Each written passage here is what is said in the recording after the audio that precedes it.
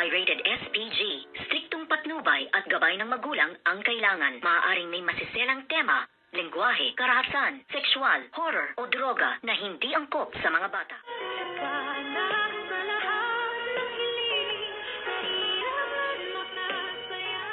Good evening and welcome sa aking munting channel. Muli na namang pinagtripan ng mag-inang demonya itong ang si Miss Lynette Santos, at ito nga ay ipina-announce pa dito na huwag daw tutularan ang isang katulad nga ni Lynette na isang kabit na naninira nga ng pamilya ni Moira, at dito naman ay ginawa nga ang lahat-lahat ni Miss Lynette Santos para nga lamang hindi maipakulong or makulong ang kanyang nag-iisang anak na si Doktora Annalyn Santos. Kaya't dito nga ay nagulat ang lahat ng tao sa Apex dahil nga sa narinig nila at ipinagawa nga ng mag-inang demonya, at dito naman ay galit na galit itong si Dr. RJ Tanyag nang makita nga itong si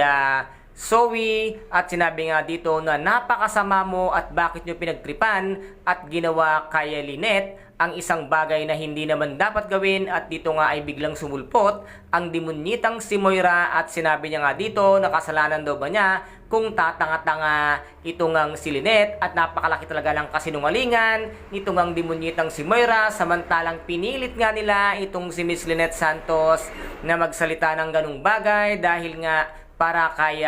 Doktora Annalyn Santos, at dito nga ay hindi na nakapagpigil itong si Doc RJ kung kaya't napisil niya nga at napiga niya ang pagmumukha nitong ang demonyitang si Moira, na ikinagulat nga nitong si Moira ang ginawa sa kanya ni Doc RJ Tanyag, at dito naman ay isinumbat ng lahat ni Doc RJ kay Zoe ang mga kasalanan niya, at sinabi nga niya na hindi mo ba alam na kung hindi ako kinausap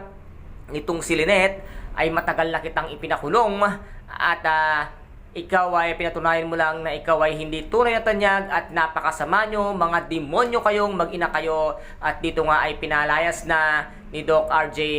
itong si Zoe sa Apex Medical Hospital, ngunit nagmatigas nga ito, at sinabi nga niya na ang kanyang biological father ay nakakonfine daw sa Apex, at sinisigurado naman ngayon nitong si Doc RJ na maitatransfer daw sa ibang hospital itong ang si Doc Carlos, at dito ay hindi nga nakakibo ang bruhang Zoe, at sinabi nga dito ni Doc RJ na para hindi napakalat-kalat dito ang mga katulad nyong demonyo. Kaya dito guys, ito po ang ating pakaabangan kung ano pa ang mga gagawin nitong si Doc RJ, lalo't si Miss Lynette at ang kanyang anak ang pinagtitripan ng mag-inang demonyita. Kaya guys, kung nagustuhan po ninyo ang aking videos for today, paki-subscribe na lamang po ng aking channel, paki-like and share para maging update kayo sa lahat ng gagawin kong videos. Maraming salamat po. Ingat, God bless, and bye-bye!